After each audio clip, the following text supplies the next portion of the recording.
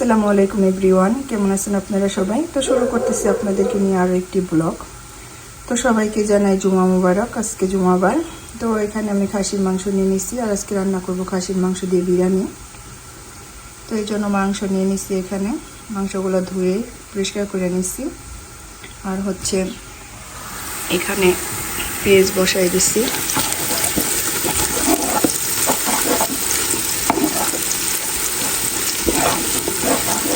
এখন বাজতেছে সকাল 8টা।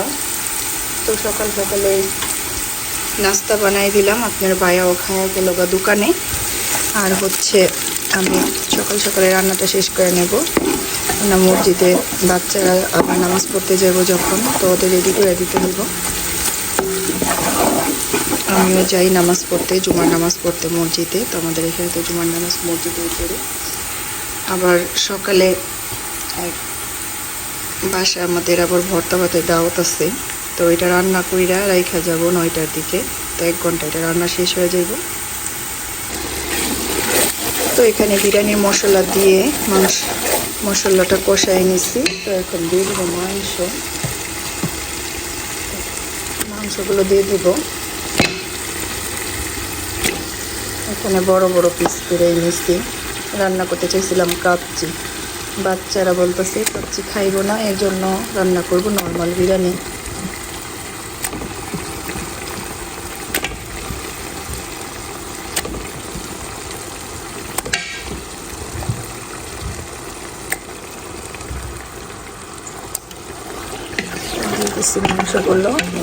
মাংসটা কষাইয়া তারপরে দিয়ে দেব দমে।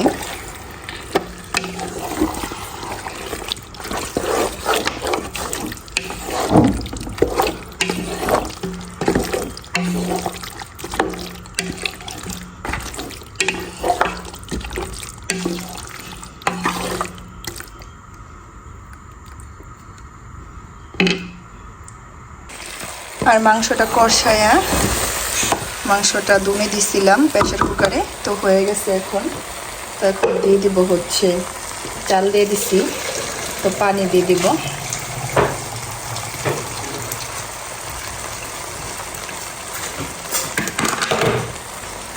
দিয়ে দিলাম পানি।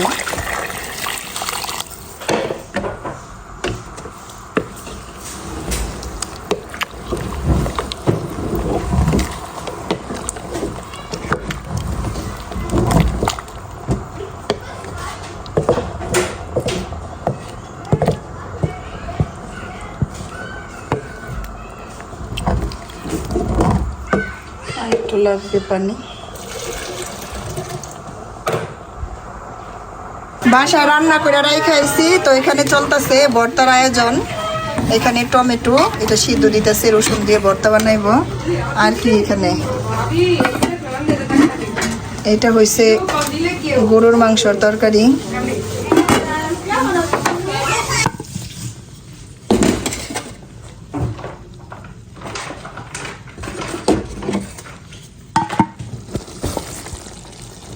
বিরিয়ানিটা দমে দিছিলাম, তো উঠাবো এখন। হয়ে গেছে মনে হইতেছে, হ্যাঁ চালটা ফুটে গেছে। তো এটাকে মিক্স করে দিব একটু।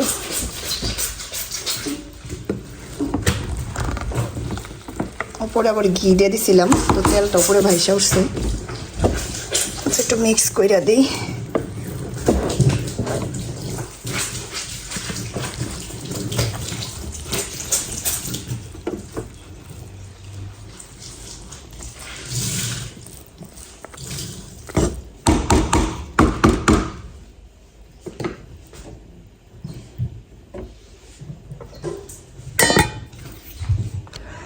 তো বিরিয়ানি রান্না শেষ করলাম।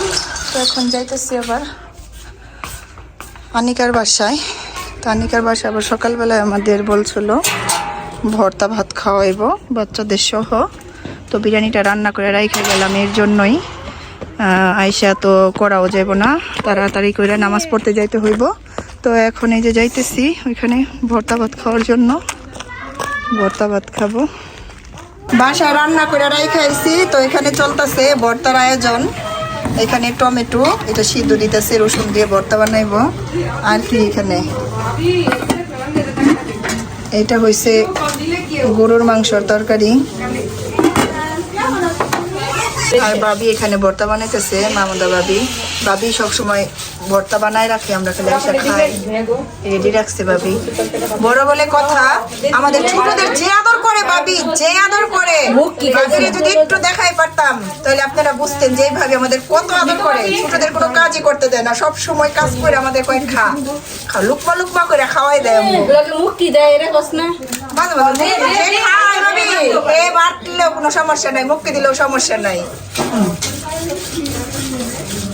আর এই যে মিতু ভাবি আর আখি ভাবি হলো বাইরা দিতেছে, মিতু ভাবি ভাত বাইরা দিতেছে। আর এখানে এই যে বাচ্চারা বসে খাইতে, বাচ্চাদের সাথে এই যে আমাদের একটা বড় বাচ্চা বসে খাইতে, ছোট বাচ্চাদের সাথে বড় বাচ্চা খাইতে বসে। ভাবি এই জিনিসটা অনেকদিন পর একটা অন্যরকম নয়, যেরকম করে কখনো কিন্তু সাউথ আফ্রিকায় বাইরে খাইনি। কখনো খাইছেন? ভালো লাগে বাইরে বাইরে ভাত খাওয়া কিন্তু দেখেন এই যে রোদ্রের মধ্যে বসে, সুন্দর না?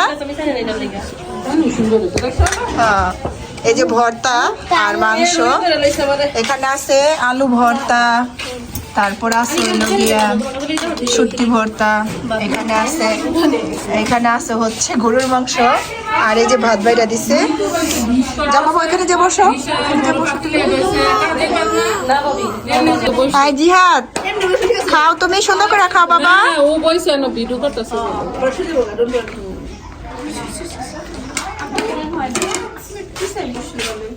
আবার তো খাইতেছি বাহিরে রোদ্রে বইসে, অনেক মজা কইরা। মামুদা ভাবি ভর্তাটি বানাইছে, ভাবি ভর্তাটা অনেক মজা হয়েছে।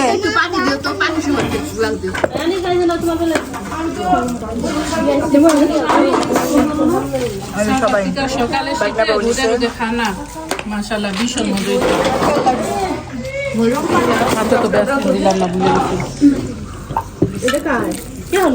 ভালো হয়েছে ভর্তা, না জাল হয় নাই, জাল না হইলে ঠিক হয়েছে। থ্যাংক ইউ, থ্যাংক ইউ, যে করেছো তাকে থ্যাংক ইউ।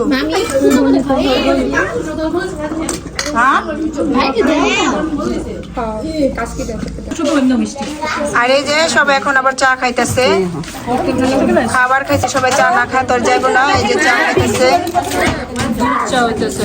দুধ চা এলাচ দিয়া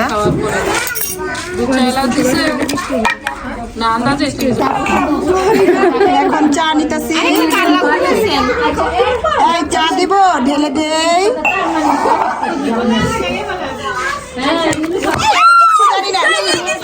কোনো দোষ নাই, এটা তো লাগাইছে, আমি ধরছি, আমার কোনো দোষ নাই। আমার তো এই তো সবকিছু রেডি করে রাখা গেছিলাম টেবিলে, নামাজ পড়তে গিয়েছিলাম। তো এখন সবাই খাইব। আর এই তো বিরিয়ানি। তো আজকের ভিডিওটা এই পর্যন্তই, দেখা হবে অন্য কোনো ভিডিওতে। লাইক কমেন্ট শেয়ার করবেন, সাবস্ক্রাইব করবেন। আল্লাহ হাফেজ।